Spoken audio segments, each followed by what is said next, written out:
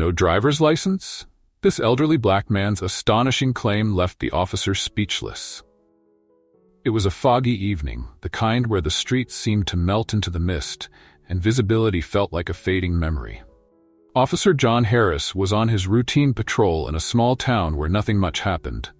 The town had a quiet charm, but after years on the force, John had grown a little too used to the quiet. His mind often wandered as he drove his patrol car, looking for anything out of the ordinary to break the monotony. That's when he saw it, an old beat-up car that looked like it had rolled straight out of the 60s. The car was moving slowly, almost too slowly, and swerved ever so slightly. Behind the wheel sat an elderly black man, his graying beard barely visible from John's angle. John narrowed his eyes. "What's this guy up to?" he muttered to himself. He flipped on his lights and pulled the car over, watching as it eased to a stop on the side of the road. As John approached the driver's side window, his hand hovered near his holster. He tapped on the glass with the edge of his flashlight. The window rolled down with a groan, revealing the man's weathered face. Deep lines etched his skin, and his eyes held a strange mix of weariness and calm, like someone who had seen far too much. "Evening, officer," the man said, his voice steady and polite. John squinted at him. Evening, license and registration, please." The old man didn't fumble for his wallet or offer any explanation right away. Instead, he just looked at John, a slow smile spreading across his lips. "I don't have a driver's license," he said. John raised an eyebrow, immediately suspicious. "Excuse me?" The old man, still smiling, leaned back slightly in his seat. "I've only got a fighter pilot license." John stared at him, waiting for the punchline. Surely, the old man was joking, but there was no chuckle, no sly wink, just that calm, unwavering smile. "A fighter pilot license?" John echoed, his tone sharp. He stepped back, sizing up the car again. The idea of this man flying anything, let alone a plane, seemed ridiculous. "You're telling me you are a pilot?" "Sure was," the old man said, as if it were the most normal thing in the world. "Back in World War II, flew missions all across Europe. Didn't need a driver's license back then. Still don't, far as I'm concerned." John's patience was already thinning. "Sir, I need to see some form of identification." The man nodded slowly. "I get that, but I'm telling you the truth. My name's Thomas Edwards. Used to be Captain Edwards, to be exact." John shifted his weight from one foot to the other, his hand still near his holster. He didn't know what to make of the situation. Either this guy was delusional, or he was hiding something. Either way, John wasn't about to let it slide. "Step out of the car, Mr. Edwards," John ordered. Thomas didn't protest. He opened the door and slowly got out, his movements deliberate, unhurried. Once he was standing beside the car, John could see just how old he was, his back slightly hunched, his hands trembling with age. But there was something else in those hands, a kind of steadiness, a grace. As if, despite the years, Thomas Edwards had lived through more than his fair share of chaos. John wasn't buying the story, but he couldn't ignore the curiosity gnawing at the back of his mind. What if the old man was telling the truth? It was unlikely, of course. But still, the way Tom spoke, there was a confidence that didn't match his shabby appearance. "You said you flew planes," John said, crossing his arms. "Where exactly did you fly?" Tom chuckled softly, leaning back against the side of his car. "You name it. France, Germany, Italy. I flew a P-51 Mustang, one of the finest planes ever built. Fighter pilot in the 332nd Fighter Group. We were known as the Tuskegee Airmen." John's eyebrows shot up. "Tuskegee Airmen? You expect me to believe that?" Tom shrugged, as if he didn't care whether John believed him or not. "Believe what you want, son. I've got nothing to prove to you." For a moment, John hesitated. There was something so assured, so calm in the way Tom spoke. It made him wonder. But before he could ask another question, his radio crackled. "Officer Harris, everything all right out there?" John pressed the button on his radio. "Yeah, just a routine stop. 10-4. Let us know if you need backup." John let go of the button, but something about the interaction was starting to weigh on him. The whole situation seemed surreal, like he was caught in some kind of strange story he didn't fully understand. He didn't trust Tom, but he also couldn't shake the feeling that there was more to this old man than met the eye. Tom leaned back against his old car, looking up at the sky as if he could still see the plane soaring overhead. John stood there, unsure of what to do next. The old man wasn't threatening, wasn't causing any trouble, but his strange claim lingered in the air like the fog around them. "You said you don't have a driver's license," John said, trying to regain control of the situation. "So, how have you been driving all this time?" Tom grinned. "Well, I figured if I could handle flying a Mustang, I could manage driving a car." John's patience was running thin. He didn't have time for tall tales, especially from someone who could easily be pulling a scam. But there was something about Tom that made John pause. "You expect me to believe that a black man from your generation was a fighter pilot in World War II, flying missions overseas?" Tom met his gaze, his voice soft but firm. "That's exactly what I'm saying." John's instinct was to dismiss the whole thing as fantasy, but there was something in Tom's eyes that made him think twice, something deep and heavy, like a man carrying a lifetime of memories too weighty to explain in a simple conversation. For a moment, neither man spoke. Then Tom began to talk again, his voice low and thoughtful, almost as if he were speaking to himself. "I remember the first time I flew over the Alps. It was early in the morning, the sun barely over the horizon. The mountains were covered in snow, and for a moment, it was the most peaceful thing I'd ever seen. Then the radio crackled, and we got the call. German fighters closing in. That peace? Gone. Just like that." John watched him closely, searching for signs of deceit, but Tom's face remained calm, his words steady. "They called us the Red Tails," Tom continued, "because of the way we painted the tails of our planes. We escorted bombers, protected them from enemy fighters. But you know what? When we came home, we weren't heroes. Most people didn't even want to acknowledge we'd fought at all. But we did our job, and we did it well." John's skepticism grew. It was a good story, sure, but it was just that, a story, right? Still, something about Tom's calmness made John pause. He wanted to believe him, but he couldn't shake the feeling that something was off.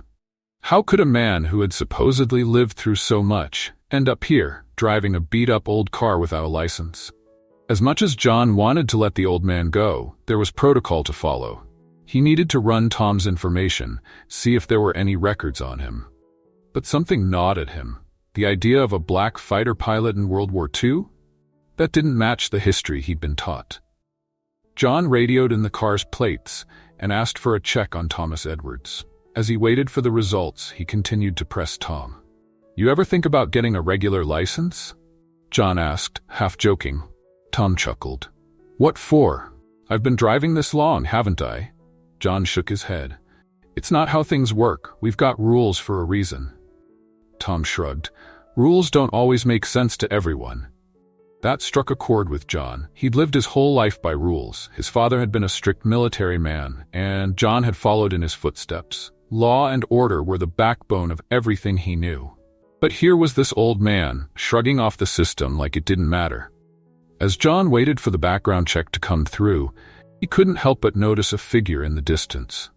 A car was parked a few yards away, and every now and then he saw movement, a head peeking out of the driver's side window, then disappearing again. John narrowed his eyes, wondering if there was more to this situation than he'd first thought.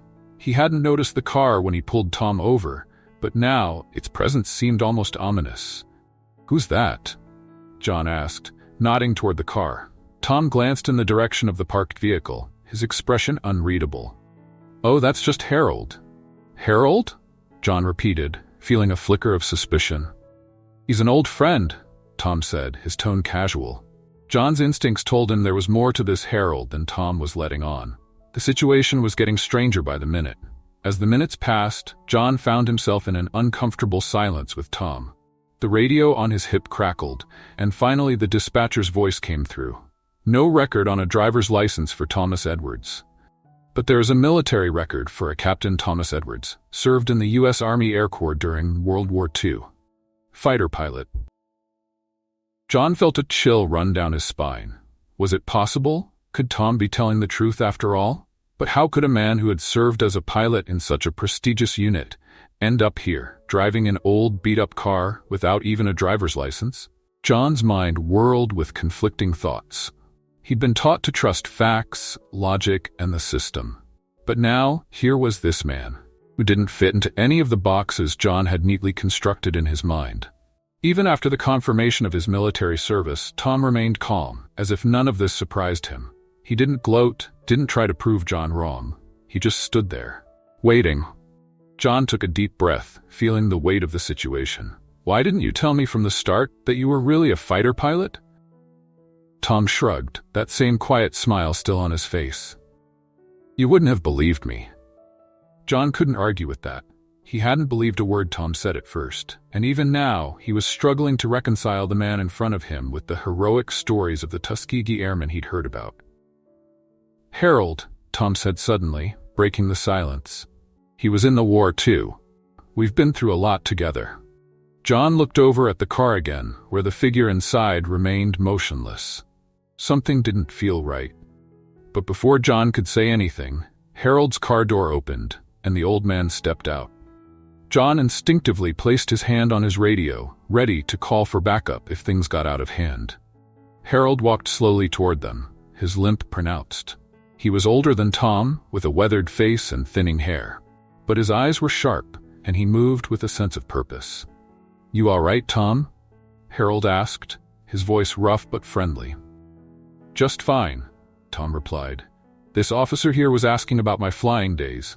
Harold smiled, but there was something off about it. "Those were some days, huh? Hard to believe it's been so long."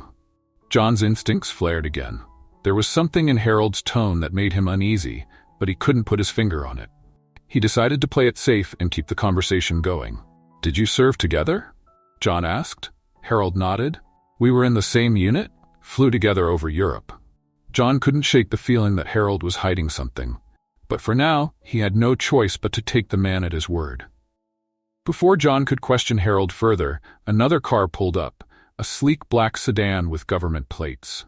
John's pulse quickened. He hadn't called for backup, but someone had definitely taken an interest in this situation. A young man in a crisp military uniform stepped out of the car, his face serious. He approached with purpose, stopping directly in front of Tom. "Captain Edwards?" the young officer asked. Tom looked surprised but nodded slowly. "Yes, that's me." The officer saluted and handed Tom a small velvet box. "On behalf of the United States government, we'd like to present you with this overdue honor. Your service in the 332nd Fighter Group has been recognized, and we're here to correct a long-standing oversight." Tom's eyes widened as he opened the box to reveal a medal, gleaming in the dim light. John and Harold watched in stunned silence. For a moment, everything seemed to freeze. Tom, the man who had lived quietly in the shadow of his unrecognized service, was finally being acknowledged. John's heart pounded in his chest as the pieces of the story began to fall into place, but something didn't add up.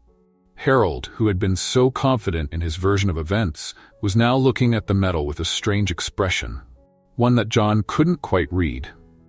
"Wait a minute," John said, his voice shaking slightly. "You said you flew together. But if Tom was a pilot, why didn't you ever mention this before?" Harold hesitated, his face tightening. "Well, you see, it's complicated. Tom here, he's been through a lot." John's eyes narrowed. Harold's demeanor had shifted, and something about his story didn't line up. Tom's silence only deepened the mystery. Finally, Harold spoke again, his voice low and strained. "Tom wasn't a pilot. He was one of the best mechanics we had. Worked on every plane in the unit, made sure they were in top shape, but he never flew a mission." John blinked, confused. "Then why?" "Because," Harold interrupted, his voice trembling, "he should have been. The Army wouldn't let him. Segregation, you know? They let him work on the planes but never let him fly." Tom stood silently, his hands clutching the metal box. John felt like the ground had been pulled out from under him. "So, you've been letting him believe he was a pilot all these years?" Harold shook his head. "Not letting him. I didn't know it had gone this far. He started telling stories, I guess, to cope, and we all just let him. But he wasn't a pilot. Never was." Just as John was about to process this revelation, the young military officer who had presented the medal spoke up. "That's not true," the officer said, his voice cutting through the tension. "The records were just found. Captain Thomas Edwards was a fighter pilot in the 332nd Fighter Group. His service was buried for decades due to systemic racism. We're here to correct that mistake." John's head spun. Harold's version of the story, the one that had seemed to explain everything, was shattered in an instant. Tom's quiet dignity, his calm assurance, it had all been real. Harold, pale and stunned, took a step back, while Tom, tears welling in his eyes, looked at the medal in his hands. In that moment, everything John thought he knew, about the system, about truth, about the man standing in front of him, crumbled. The real twist wasn't that Tom had invented a life for himself to cope with loss. It was that the world had stolen his rightful recognition, erasing his heroism, and he had lived with that silent injustice all along. John, overwhelmed, could only watch as Tom stood tall, a man whose hidden legacy had finally come to light. Thank you for watching today's video. If you found this video interesting, please like and subscribe to the channel to support us. Additionally, if you have any topics you would like us to cover, feel free to leave a comment in the comment section below the video. We look forward to hearing your thoughts. See you in the next videos.